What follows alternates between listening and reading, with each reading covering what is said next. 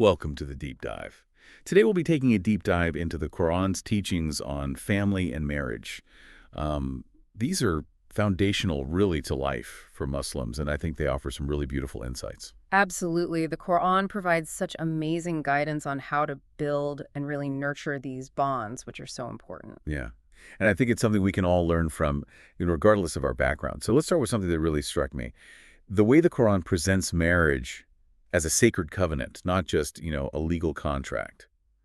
What are your thoughts on that? Yeah, it's not just a contract, it's much deeper than that. You're absolutely right. It's elevated to a spiritual level, a mithaq, that really signifies a commitment, not just to each other, but it's made in the presence of God. Wow.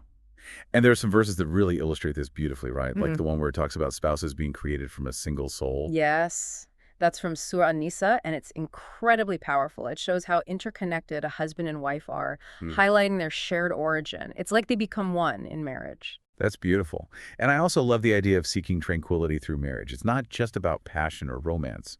It's about finding peace and contentment in that companionship. Absolutely. The Quran uses this imagery of spouses as garments for each other, offering comfort and protection and support.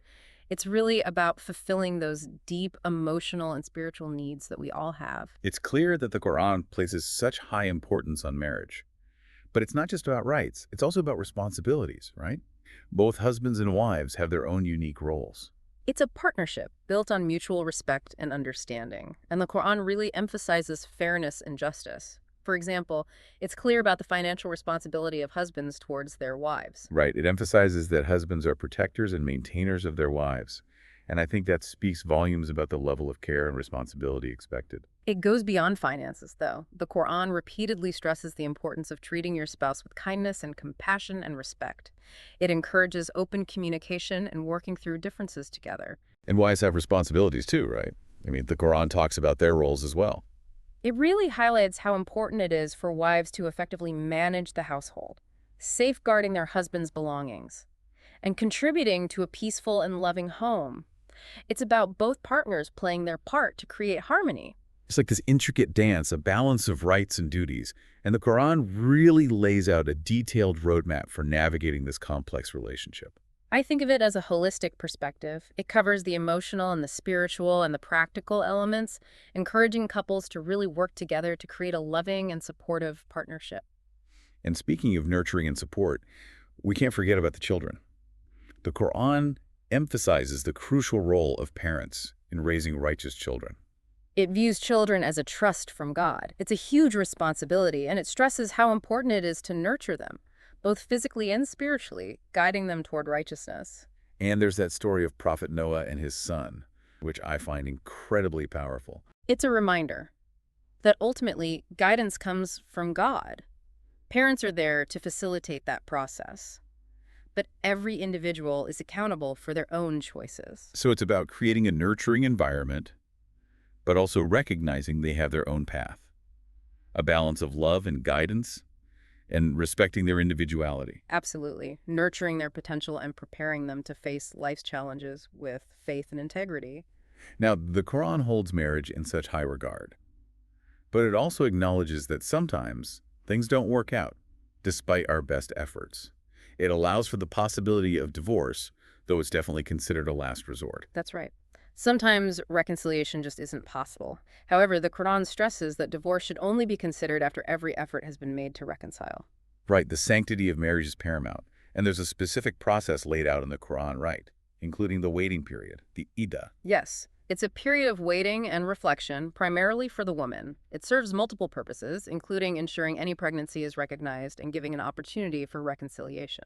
It seems like the Quran aims to minimize harm, even in divorce, ensuring fairness and giving space for reflection before something so life-altering is finalized. The Quran seeks to uphold justice and compassion even when things are difficult, fulfilling obligations and treating each other with respect, even as the marriage dissolves. Let's switch gears for a moment to inheritance. The Quran offers really detailed guidelines about inheritance. What would you say is the key takeaway from these teachings? It's about fairness, ensuring the wealth is distributed fairly among surviving family members after someone passes away. So that includes spouses, children, parents, siblings. It can get pretty complex, all those specific shares allotted to each heir, but what's clear is that it's rooted in the principle of justice, making sure everyone is provided for. It's remarkably detailed, and it addresses so many different scenarios and family structures, but that underlying principle, that's what prevents injustice. It's amazing how much detail and thought went into these guidelines. We've covered so much in this first part of our deep dive, from the sacred bond of marriage to the intricacies of divorce and the principles of inheritance. Yeah. We're just scratching the surface. There's so much more to explore. I'm looking forward to diving into some specific verses that illustrate these teachings in more detail in the next part. Welcome back to the deep dive. I'm still thinking about all the amazing insights we've uncovered about family and marriage in the Quran. It's really inspiring. It is. There's so much wisdom packed into these verses, guidance for individuals, for society as a whole. It's really incredible. Okay, so for this part, I'd love to hear about some of the specific verses that really stood out to you. What are some of the passages that resonated with you? Okay, well, there's one that always gets to me. It's from Surah Ar-Rum. And of his signs is that he created for you from yourselves mates that you may find tranquility in them. And he placed between you affection and mercy. Indeed, in that are signs for a people who give thought. It's beautiful. It really gets at the heart of what marriage is supposed to be, that sense of peace and comfort and connection. Yeah, it's not just peace, though. It's also about love and compassion. The words used here, mawada and rama, they encompass so much: tenderness, affection, mercy, enduring love, that deep emotional and spiritual bond. It's like that verse in Surah An-Nisa where it talks about spouses being garments for each other, this image of mutual support and protection. Right. And it makes you think about all the different layers of marriage. There's the physical intimacy, but also the emotional support, that feeling of belonging, of going through life together. And then there's that powerful verse also from Surah An-Nisa about the creation of spouses from a single soul. O mankind, fear your Lord, who created you from one soul and created from it its mate and dispersed from both of them many men and women. And fear Allah, through whom you ask one another, and the wombs. Indeed, Allah is ever over you an observer. Wow. It reminds us about the shared origin of men and women and their inherent equality. They're created to complement each other, not to dominate. Speaking of equality, I was really moved by how the Quran addresses finances in a marriage. It's clear about the husband's duty to provide for his wife and make sure she's taken care of. Absolutely. Surah An-Nisa says, men are the protectors and maintainers of women, because Allah has given the one more strength than the other, and because they support them from their means. So it recognizes that women often bear the responsibility of motherhood and managing the household. Right, and it's not just about meeting basic needs. It's about making sure the wife can live comfortably and with dignity. It's about valuing and respecting both partners, creating a partnership where everyone feels secure. Now let's talk about parenting. One verse that stood out to me is from Surah Luqman. And we have enjoined upon man care for his parents. His mother carried him, increasing her, in weakness upon weakness, and his weaning is in 2 years. Be grateful to me and to your parents. To me is the final destination. It reminds us how much our parents sacrificed for us and how grateful we should be. It's so true. It all starts with that love and care even before a child is born. We need to honor and cherish our parents. Treat them with kindness and respect, especially as they get older. And I think that goes beyond our biological parents. We should treat all elders with that same respect. Yeah.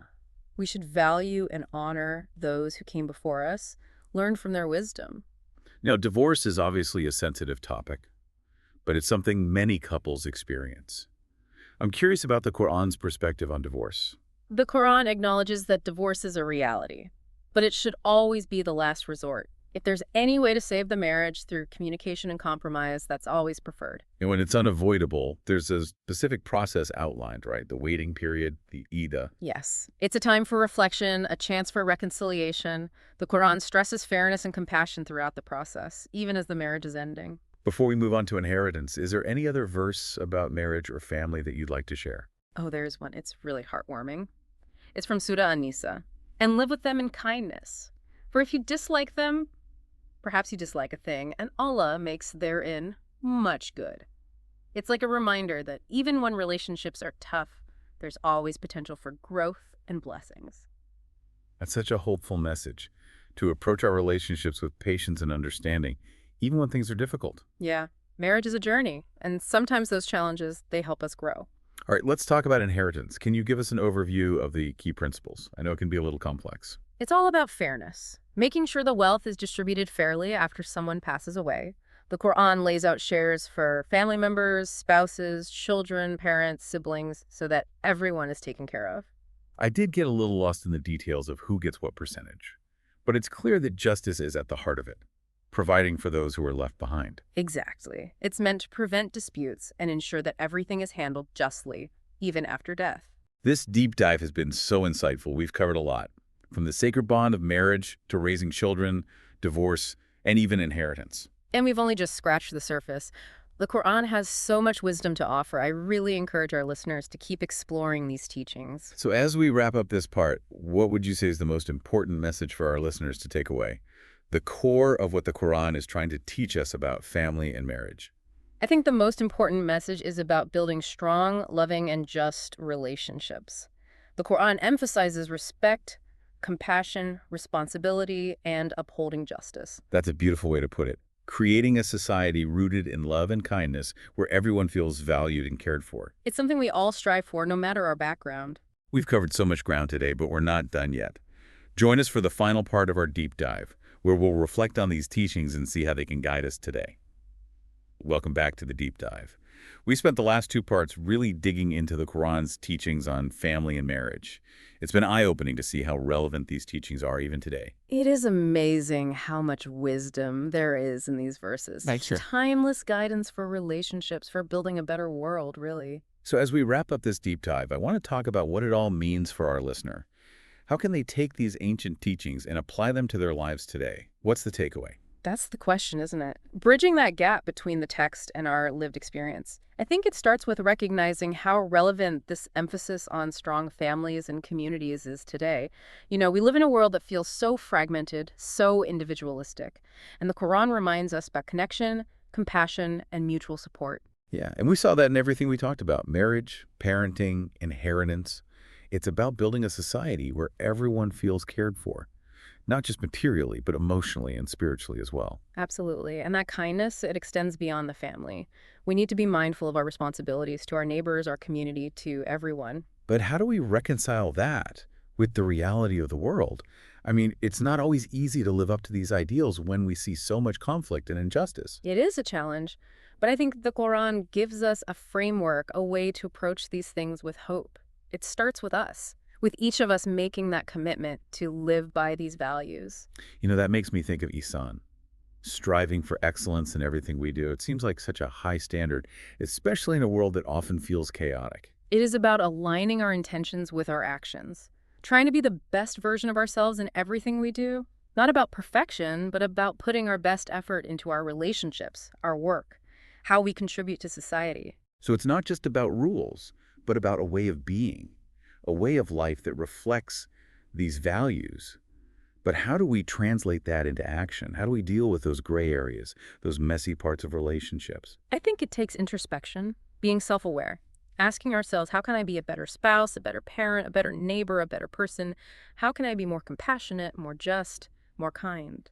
So it's a continuous process of learning, of growing, of trying to align our actions with our values. Exactly. The Quran gives us the framework, the principles, but we have to apply them. We need to seek wisdom from the text, from our communities, even from our own hearts. It's about taking responsibility for our own spiritual journey, our own striving for excellence. I love that. It's about recognizing that we can make a difference, even if it's just in our own little corner of the world. Okay, one last question. What's the most important message for our listener to take away from all of this? If they only remember one thing, what should it be? If I had to choose just one, it would be balance. We saw it everywhere. In marriage, in parenting, in inheritance. The Quran constantly emphasizes this idea of finding balance. Balance. It's such a powerful idea. But finding that balance can be so hard in our busy lives. It takes conscious effort. It means making choices, being intentional about how we live, prioritizing relationships, making time for reflection, simplifying our lives, maybe setting boundaries, asking for help when we need it. It's about finding a rhythm, a way of life that honors both our individual needs and our responsibilities to others. And that journey is going to look different for everyone. The Quran guides us, but ultimately we each have to find our own way. And that's a beautiful note to end on. We've come to the end of our deep dive into the Quran's teachings on family and marriage. I hope you found it as enriching as I have. It's been a pleasure exploring these ideas with you. Remember, knowledge is meant to inspire us to action. Keep exploring, keep reflecting, and keep finding ways to live by these principles. Thank you for joining us on this journey. Until next time, keep seeking, keep questioning, keep diving deep.